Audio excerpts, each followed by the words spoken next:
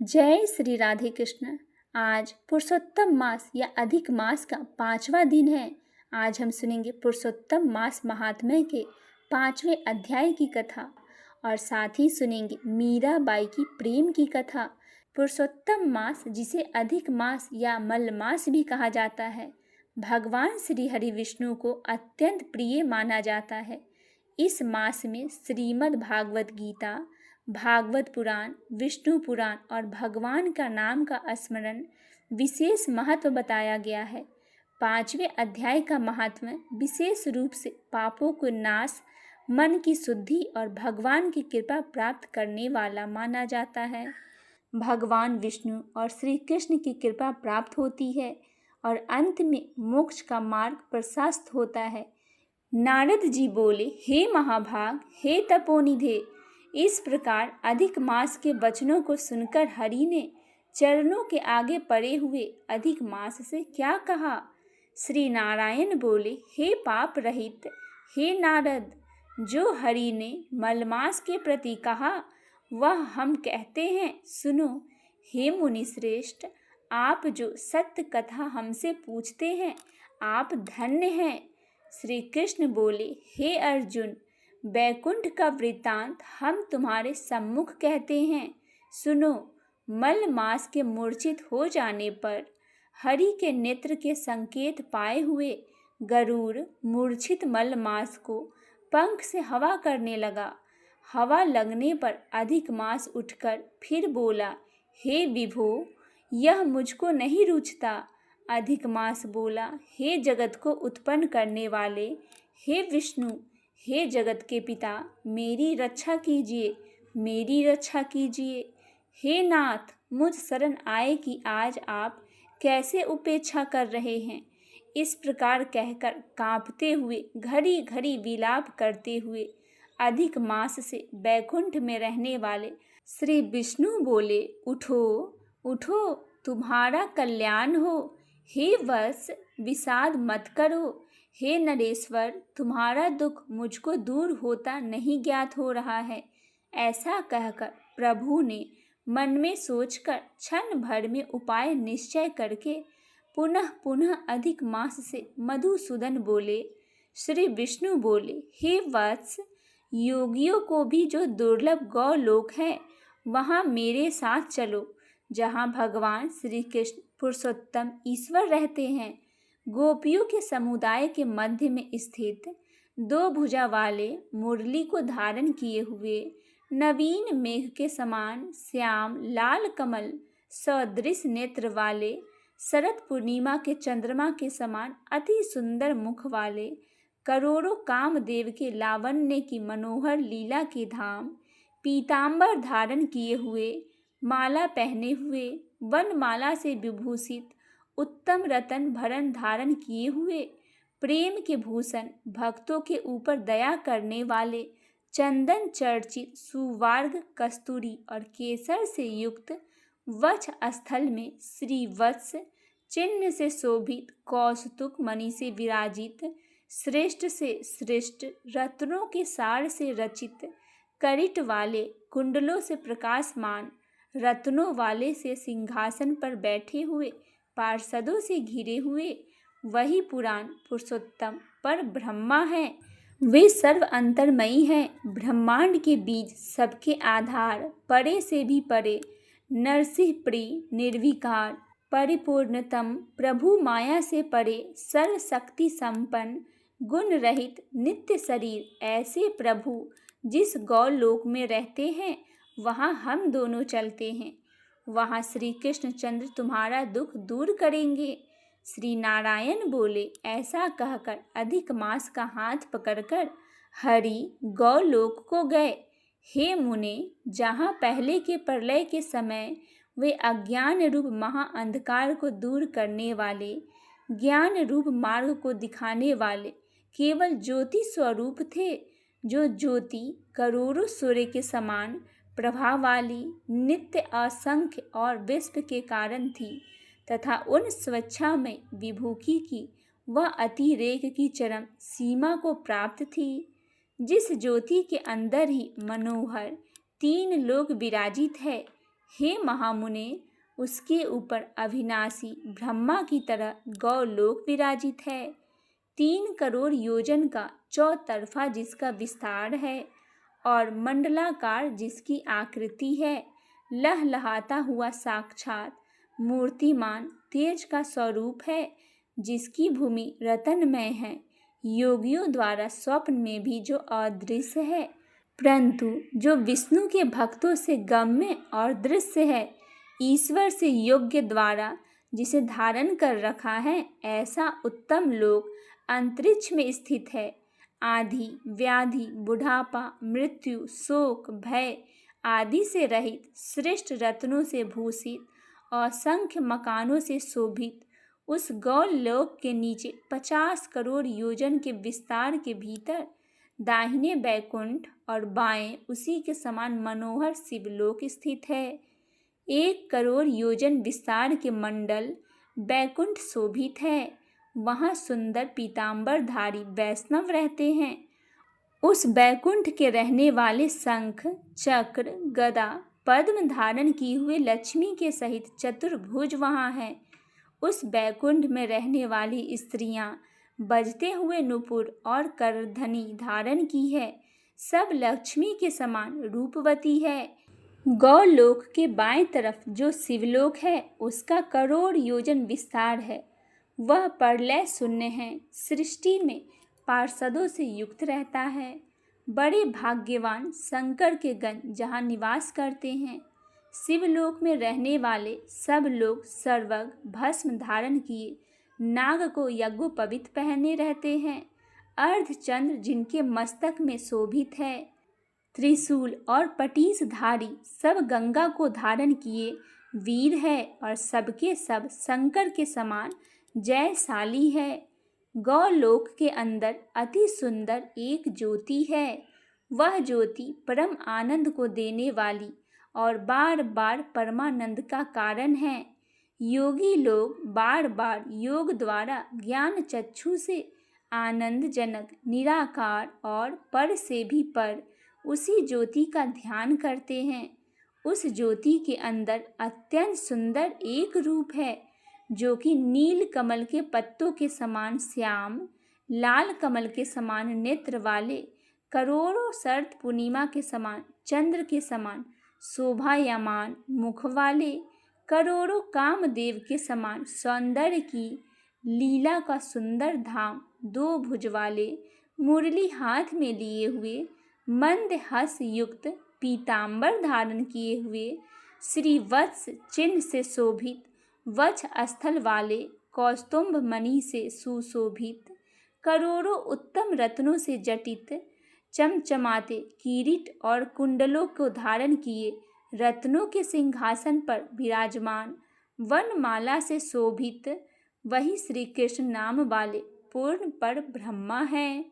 अपनी इच्छा से ही संसार को नचाने वाले, सबके मूल कारण, सबके आधार, परे से भी परे छोटी अवस्था वाले, निरंतर गोप वेश को धारण किए हुए, करोड़ों पूर्ण चंद्रमा की शोभा से संयुक्त, भक्तों के ऊपर दया करने वाले, निर्सिह विकार रहित परिपूर्णतम स्वामी, रास मंडप के बीच में बैठे हुए शांत स्वरूप रास के स्वामी, मंगल स्वरूप मंगल करने के योग्य, समस्त मंगलों के मंगल, परमानंद के राजा, सत्य रूप कभी भी नाश न होने वाले, विकार रहित समस्त सिद्धों को स्वामी, संपूर्ण सिद्धि के स्वरूप, आशीष सिद्धियों को दाता, माया से रहित, ईशेश्वर, गुण रहित, नित्य शरीर, आदि पुरुष, अव्यक्त, अनेक है, नाम जिनके अनेकों द्वारा स्तुति किए जाने वाले, नित्य, स्वतंत्र, अद्वितीय, शांत स्वरूप, भक्तों को शांति देने से परायण, ऐसे परमात्मा के स्वरूप को शांति प्रिय, शांत और शांति परायण जो विष्णु भक्त हैं, वे ध्यान करते हैं। इस प्रकार वे स्वरूप वाले भगवान कहे जाने वाले वही आनंद कंद श्री कृष्णचंद्र है। श्री नारायण बोले, ऐसा कहकर भगवान सत्व स्वरूप विष्णु अधिक मास को साथ लेकर शीघ्र ही ब्रह्मयुक्त गौलोक में पहुँचे। सूत जी बोले, ऐसा कहकर सत क्रिया को ग्रहण किए हुए नारायण मुनि के चुप हो जाने पर आनंद सागर पुरुषोत्तम से विविध प्रकार की नई कथाओं को सुनने की इच्छा रखने वाले नारद मुनि उत्कंठा से क्या बोले, इसकी आगे की कथा हम कल के वीडियो में सुनेंगे। इस प्रकार पुरुषोत्तम मास का 5वां अध्याय यहीं पे समाप्त होता है। जय श्री कृष्णा। आइए भक्तजनों, अब हम सुनते हैं मीराबाई की प्रेम की कथा। भगवान श्री कृष्ण से मीराबाई ने भक्ति के साथ प्रेम भी किया था। मीराबाई की अनोखी प्रेम की कथा जो आज भी प्रचलित है। मीरा का जन्म और कृष्ण प्रेम की शुरुआत राजस्थान के मेवाड़ राज्य में राजा रतन सिंह की पुत्री मीरा का जन्म हुआ। वे बचपन से ही बहुत सरल, भक्तिमय और प्रेम पूर्ण थी। जब मीरा केवल 3 से 4 वर्ष की थी तो उन्होंने एक दिन अपनी दादी से पूछा, दादी मेरा दूल्हा कौन है? दादी ने खेल में कहा, ये देखो बेटा, यही नन्हे कान्हा तुम्हारे दूल्हा है। वह एक छोटी सी कृष्ण मूर्ति थी। उस दिन से मीरा ने श्री कृष्ण को अपने पति, मित्र और परमेश्वर मान लिया। उनका सारा जीवन कृष्ण भक्ति में बीतने लगा।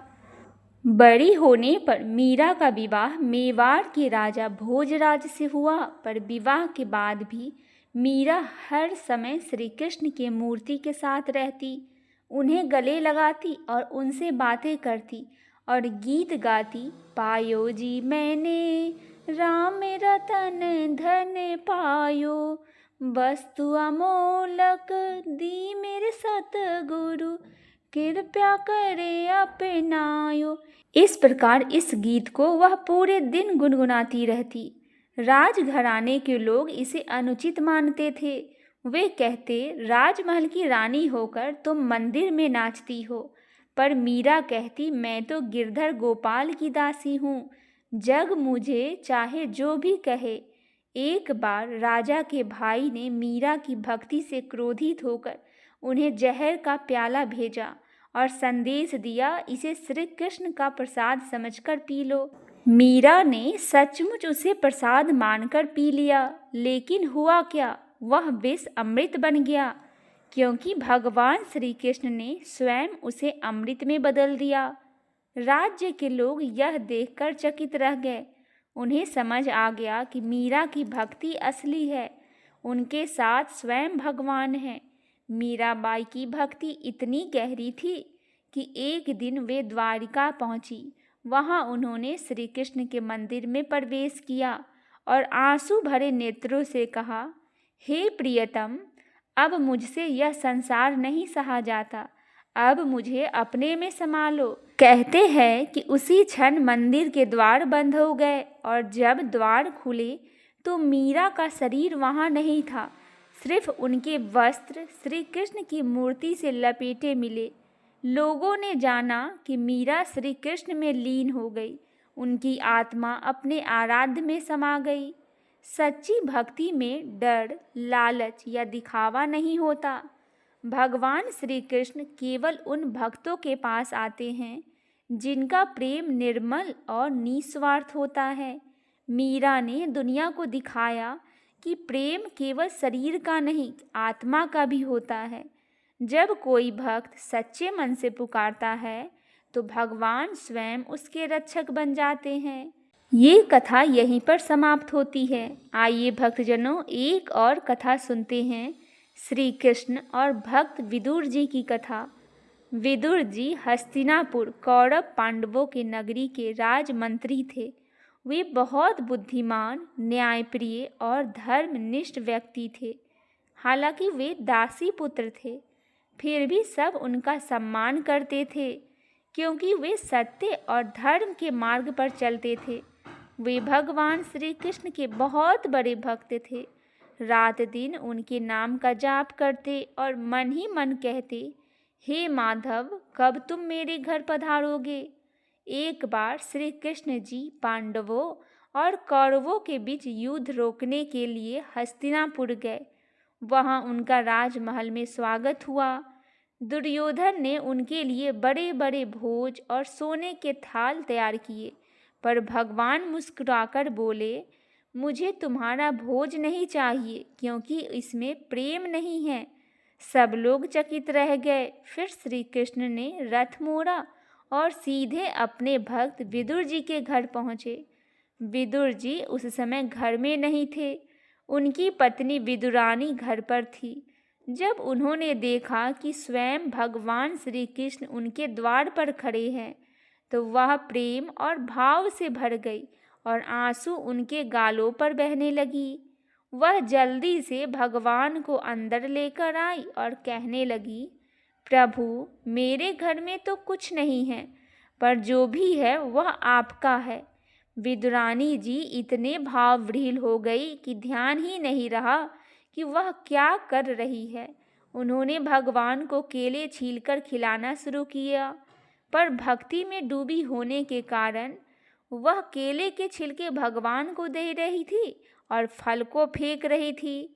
श्री कृष्ण जी मुस्कुराते हुए प्रेम से छिलके खा रहे थे, क्योंकि उन्हें भोजन का स्वाद नहीं, प्रेम का स्वाद चाहिए था। इसी समय विदुर जी घर लौट आए। उन्होंने देखा भगवान श्री कृष्ण जी छिलके खा रहे हैं। उन्होंने रोते हुए प्रभु को कहा, यह क्या कर रहे हैं? भगवान बोले, विदुर, मैंने आज तक इतना स्वादिष्ट भोजन नहीं खाया, क्योंकि यह तुम्हारे घर के प्रेम से बना है। भगवान ने विदुर दंपति को गले लगाया और कहा, तुम दोनों सच्चे भक्त हो। तुम्हारे घर में तो मैं सदा रहूँगा, क्योंकि यहाँ प्रेम और भक्ति है। और सचमुच कहते हैं कि उस दिन के बाद विदुर जी का घर पवित्र स्थान बन गया, जहाँ श्री कृष्ण जी की कृपा सदा बरसती रही। भगवान श्री कृष्ण जी को भव्य मंदिर या राजमहल नहीं चाहिए, उन्हें चाहिए भक्त का सच्चा प्रेम। भक्ति में की गई छोटी सी सेवा भी महान होती है, अगर वह प्रेम से की जाए। भगवान अपने भक्त के घर स्वयं आते हैं, जब वह निस्वार्थ भाव से उन्हें पुकारते हैं।